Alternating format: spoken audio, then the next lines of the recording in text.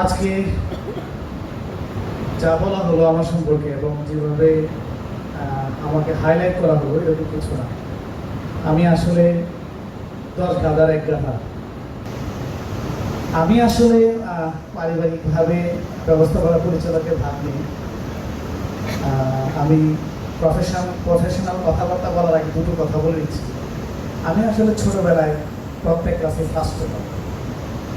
তো আমাদের যিনি বক্তা গেছেন সর্বশেষ ব্যবস্থাপনা পরিচালক সাহেব অনারেবল এমডি স্যার, উনি প্রতি বছর গ্রামের বাড়িতে যেতেন। তখন উনি গার্মেন্ট ইন্ডাস্ট্রিতে প্রতিষ্ঠা পাওয়ার জন্য অলরেডি ওনার ইনসারশন হয়েছে, অর্থাৎ উনি গার্মেন্টস ইন্ডাস্ট্রিতে নিজেকে এস্টাবলিশ করার স্ট্রাগলিং পিরিয়ড পার করছেন। তো আমি প্রতি বছর ক্লাসে ফার্স্ট হতাম, উনি প্রতি বছরই যেতেন। তো জিজ্ঞেস করতেন কি ব্যাপার, তোমার রেজাল্ট কি, মানে একটু তাচ্ছিল্যের শুরু। উনি খুব মজা করতেন আমার সাথে। আমি বলতাম যে মামা আমি তো এবারও ফার্স্ট হয়েছি। তো উনি আবার মজা করে বলতেন, দেখছি কিশোরদের বাসায় 10 গাধা দৌড় দিলে এক গাধা ফার্স্ট হয়নি। তা আমি এই জন্য বললাম যে আমি 10 গাধার এক গাধা।